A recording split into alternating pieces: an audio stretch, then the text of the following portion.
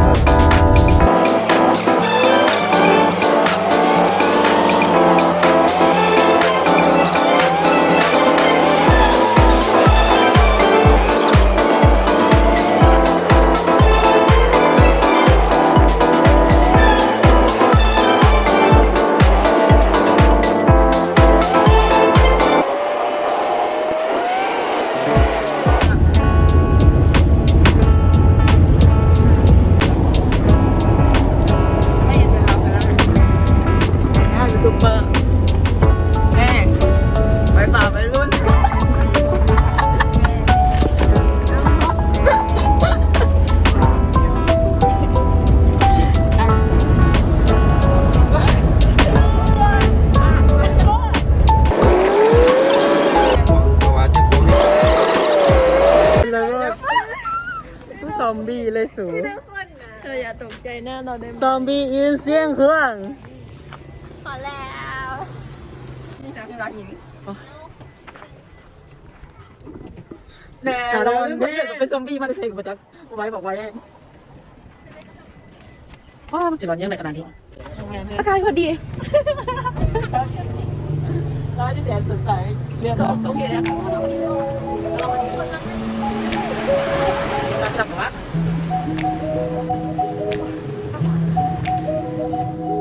ฮัลโหลทุกคนตอนนี้เขาไก่สีหอจุดหมายแล้วเนาะตอนนี้กำลัง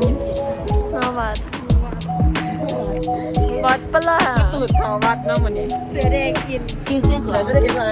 รเนาะ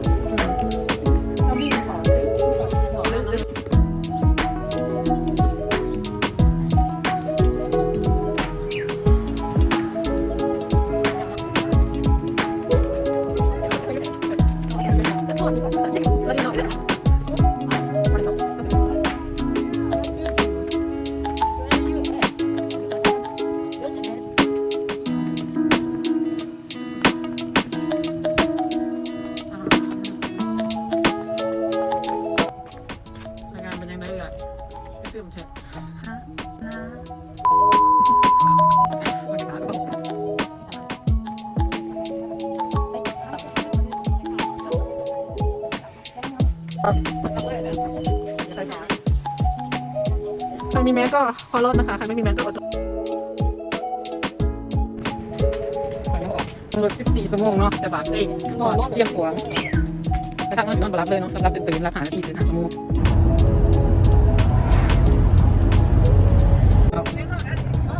ขนาดนี้พูดเลย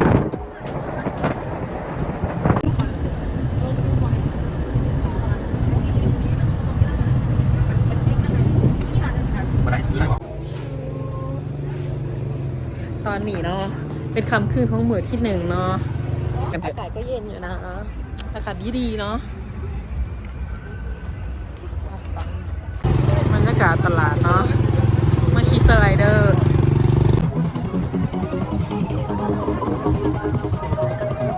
เอาไปใช่ปะสุดกีฬา3 ตัว 50,000 กีบเดือนหนึ่ง 2,000 กีบเลย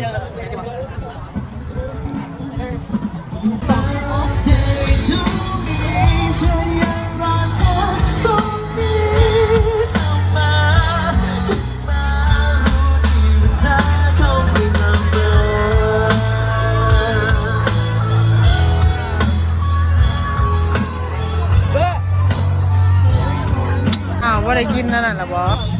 พามากินได้สิ ก็กอดความฝันที่เธอให้ฉันพูดถึงเรื่องความฝันที่อยากทำด้วยกันก็ไม่รู้คุณจะเป็นเธอเหมือนเดิมไหมฉันวิ่งไล่ต่อมันทุกวันอย่างตั้งใจถ้าว่าสักวันหนึ่งถ้าฉันทำได้เธอจะกลับมาไหมเพียงเธอผู้เดียวที่ฉันอยากจะบอกเธอเพียงเธอเดียวที่ฉันยังเฝ้ารอไม่มีเสื่อมคลายขอให้เธอรักฉันคนเดียวตลอดไปไม่เคยเล่าให้ทำเธอหวั่นไหวตื่นก่อนเวลา เวนตอนนี้ไม่ได้ละ 6 โมงแล้วตื่น5 โมงเนาะก็เตรียมตัว3 ชั่วโมง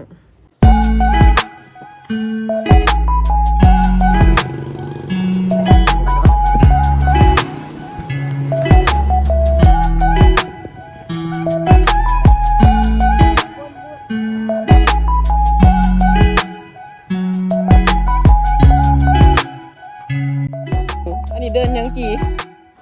ที่เทนนิสบ่ว้าวเดินเทนนิสนับหนองเนาะงามเพลง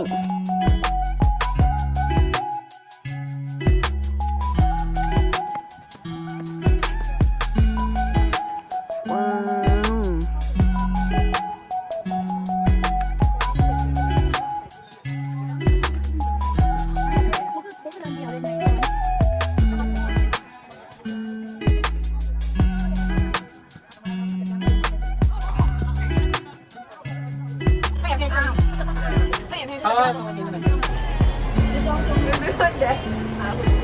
นาโคจิแดดดิคุณแม่ละค่ะจีขอแอคเนี่ย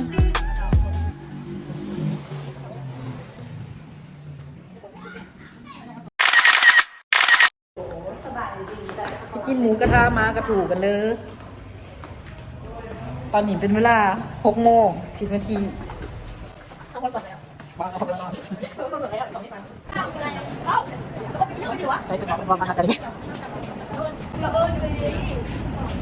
โอ้เด้อเพื่อนเอ๋ยตื่นเมื่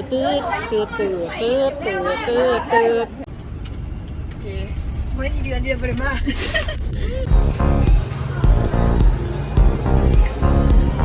ยายบอกก่อน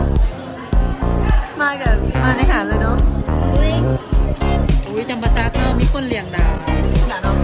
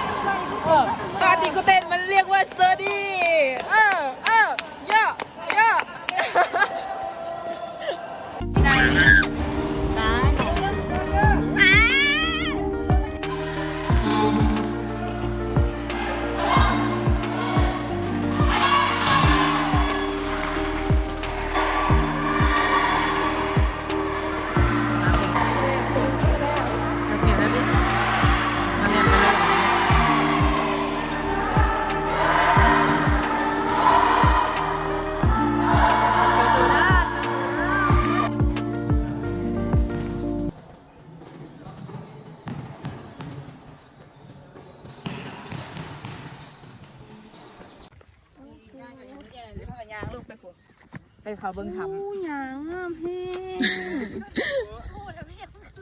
ว้าวตรงไอ้หินเน็ตดิสู ว้าว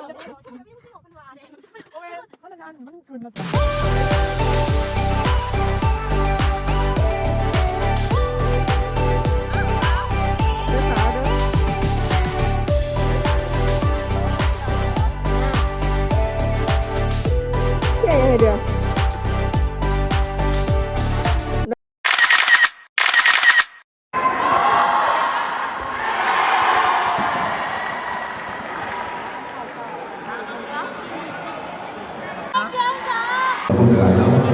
แอบมองอยู่นะจ๊ะ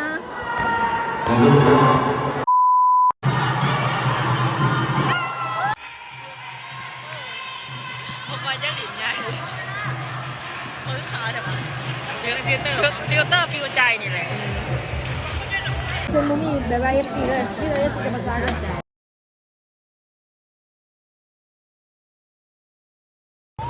ตัดสับเมื่อกี้มือซิ่งเลยเนาะเพราะว่าลายมือ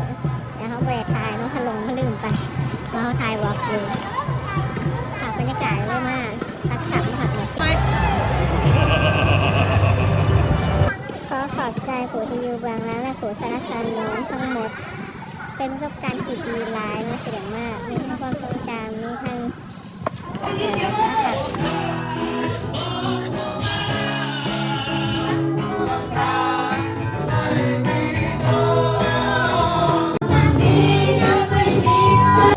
บ๊ายบา